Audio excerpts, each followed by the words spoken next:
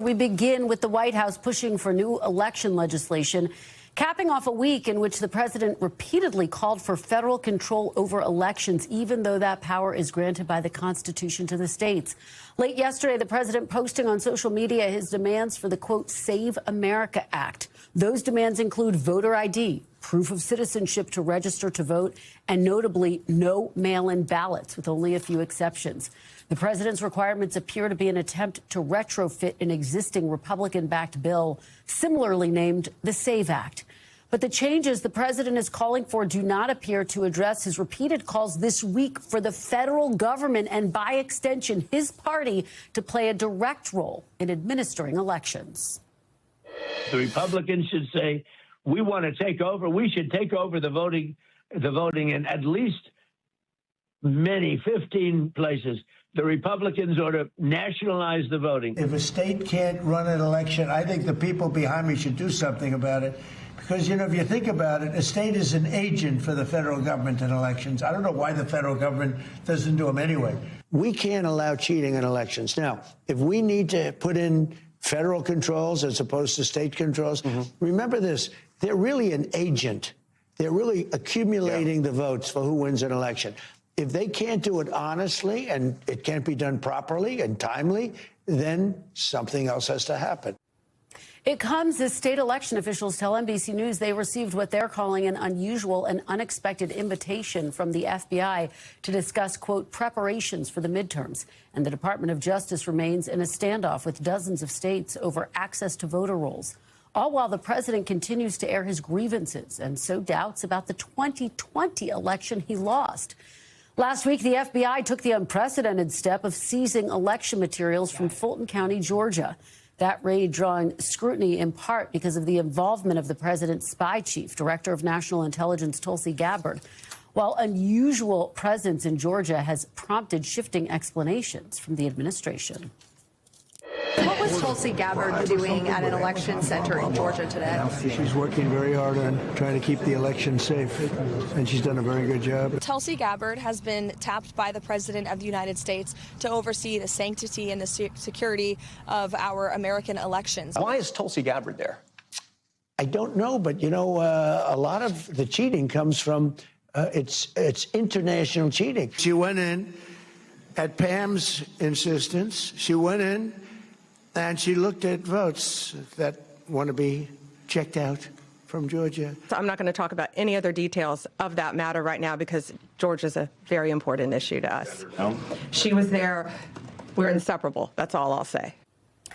Joining me now is our team of NBC News reporters, senior White House correspondent Garrett Haake, Capitol Hill correspondent Zanona, and intelligence reporter Dan De Luce. Thanks to all of you for starting us off on this Friday. Garrett, let me start with you. So the president offering new details for this Save America Act, but it still doesn't seem like those details square with what the president has been saying for this past week about nationalizing the midterm election. So is this an attempt at an off-ramp, and will it last?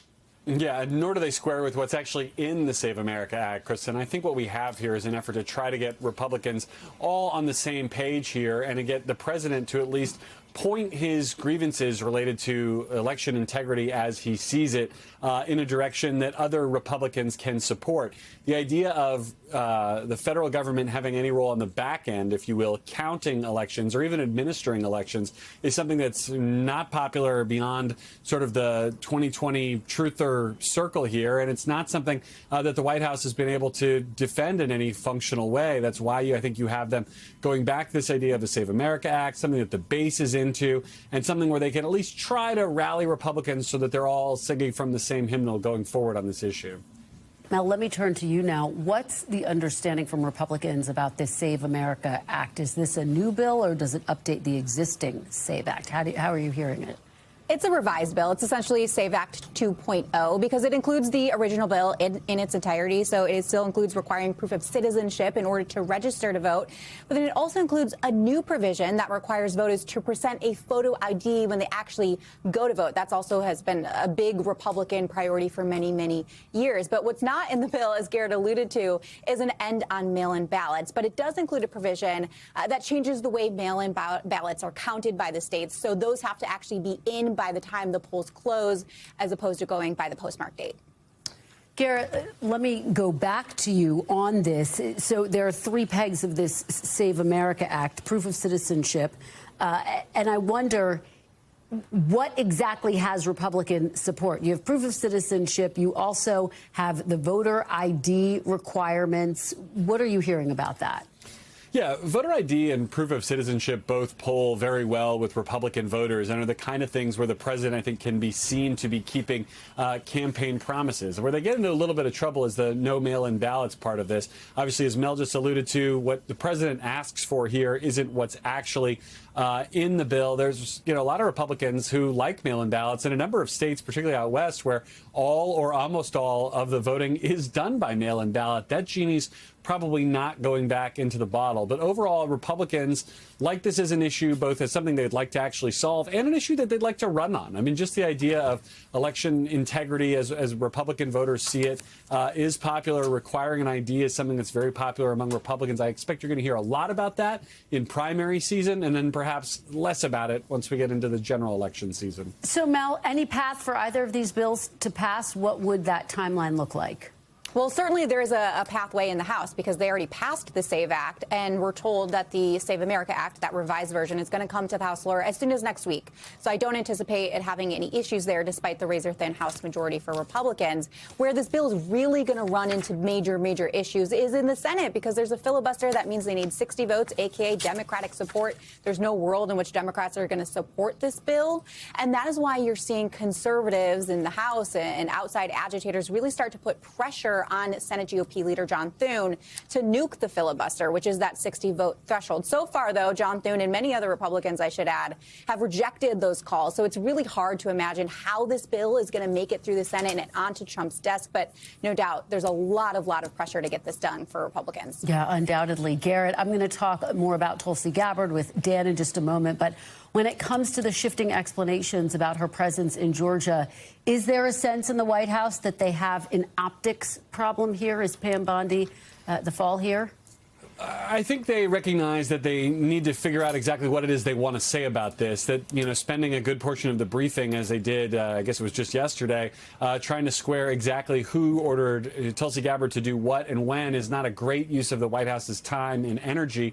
Ultimately, they're going to have to find some nexus to some kind of international involvement for there to be a payoff here. The president alluded to that in his interview with Tom, suggesting that if there was some evidence of foreign interference, that would make all of this seem appropriate for Tulsi Gabbard and her role as DNI to be kind of operating in this space. But if that isn't the case, I think you're going to end up in another situation where all of this looks sort of fan servicey for the members of Trump's coalition who believe, despite all the evidence to the contrary, that there was something, rigged or stolen about the 2020 election, while the rest of the country continues to look at this and wonder what exactly it is they can't seem to get over. All right, Garrett and Mel, thank you so much. Dan De Luce, let me turn to you now. You have some new reporting that in addition to being present during the Georgia FBI raid, Tulsi Gabbard's office examined voting machines in Puerto Rico. What do you know about that? What are you learning? Kristen, this is pretty extraordinary. So last year, the ODNI, her office, went to Puerto Rico and obtained voting systems there used in that territory. They were handed over voluntarily, according to her office. And then they examined, and they said they tested these voting systems to see if they were secure, and that they said they found some concerning cybersecurity practices, but there were not many details. And there are many questions that this raises, obviously, and it reinforces a lot of concerns on Capitol Hill and among former intelligence officials, which is what exactly is the administration trying to do here? Because, first of all, Puerto Rico was never part of any kind of conspiracy theory about the 2020 election, really, right? Because Americans who live in Puerto Rico, it's a territory, not a state. They don't choose the president. They don't choose members of Congress. And then to date, still, Gabbard and her office have not said if there was any evidence of a foreign actor or foreign adversary trying to manipulate or somehow hack into those voting systems in Puerto Rico. So there's a concern among critics that this might then be a dry run for doing this in a state. Dan, how unusual is it for a director of national security to be involved in domestic elections in this way broadly? Put this into context.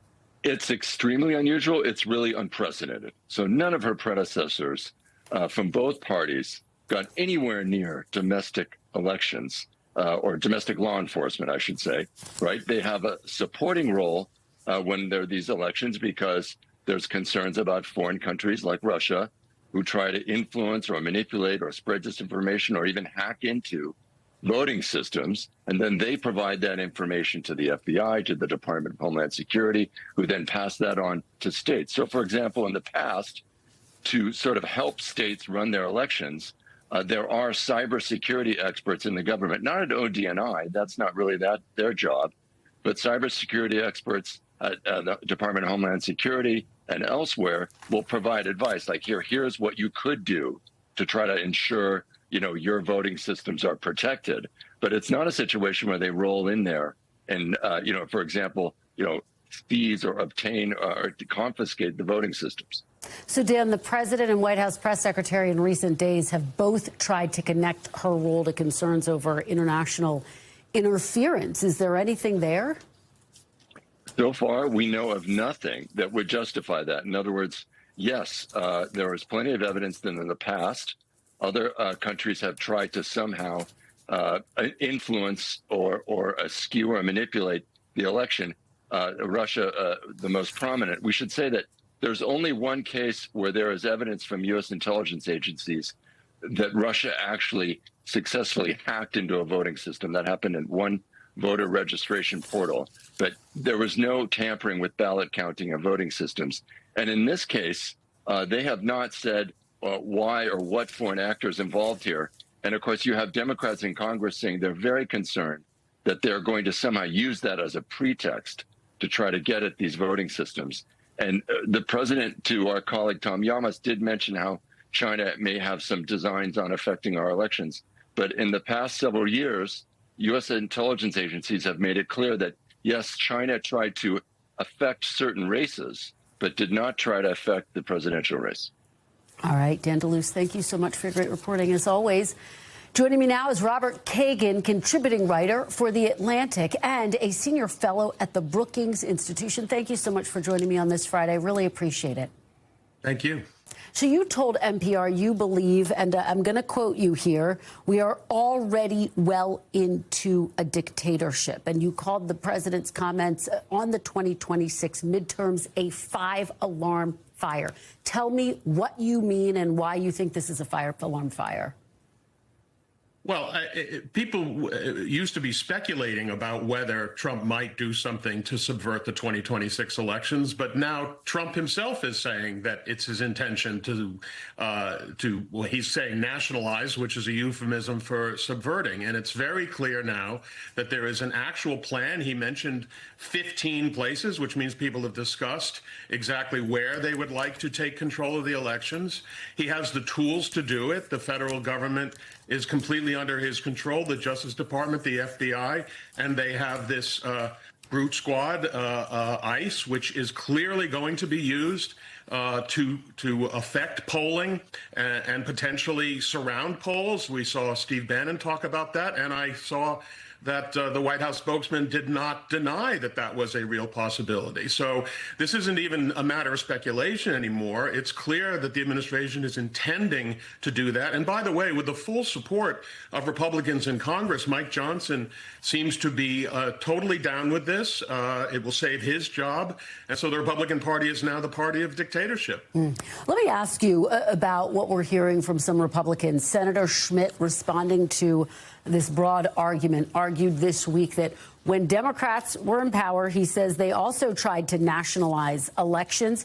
He points to their push for voting rights legislation. Now, that's, of course, a very different push.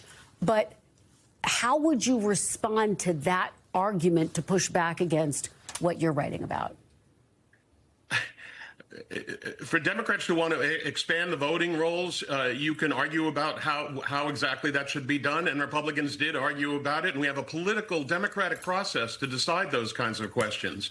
What the Trump administration and the president himself are talking about are activities that are entirely outside the political realm. They're entirely outside the Constitution. They're about using force, the force of the federal government, to control election results and guarantee that the opposition party, in this case the Democrats, cannot win. That's what's happening here. Everything else, honestly, is just a lot of nonsense. Let's talk about your message to everyday citizens. What would you say to the folks who are watching this conversation right now, who read your article? What kind of agency do they have in this moment?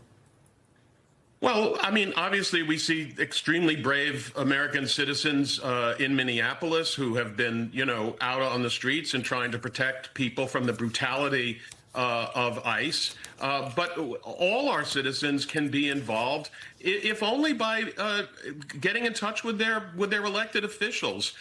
Both parties, in my view, are in some respects complicit in this. The Republican Party, if you have a Republican representative, you need to tell them that you're not in favor of Republican running a dictatorship. And if you're a Democratic voter, I think you should get in touch with your Democratic representative and say, stop being the party of weakness and cowardice. You have to stand up to this and begin by defunding DHS. I mean, there's only so much that a citizen can do, but he or she can certainly make their voices heard with their elected representatives. What about Congress? Do you have confidence that Congress would intervene if there was a sense that this attempt to nationalize the elections went too far? Well, not so far. I mean, as I say, Mike Johnson, the Speaker of the House, the leader of the Republican Party in the House, seems to be completely down with the idea of subverting the election. And the Democrats' response to this in the House has been very weak, in my view. The notion of trying to get ICE to take off its masks or to wear body cameras, etc., none of that. They don't follow the rules as it is, let alone whatever Congress passes. So I really think, at the moment at least, Congress, including both parties, are either down with the idea of dictatorship or unwilling to do what's necessary to try to prevent it. So let me just ask you, I want to go back to your comments about Steve Bannon. He said this week, quote, "We're going to have ICE surround the polls."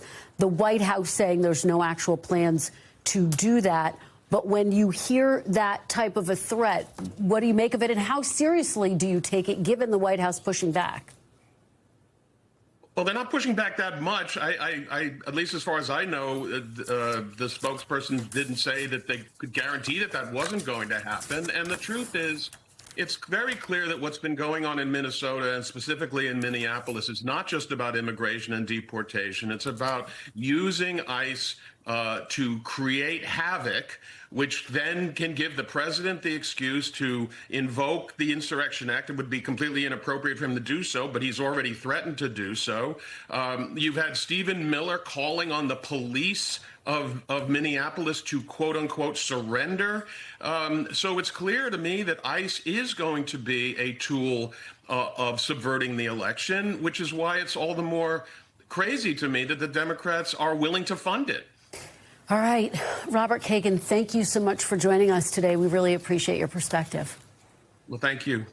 We thank you for watching. And remember, stay updated on breaking news and top stories on the NBC News app or watch live on our YouTube channel.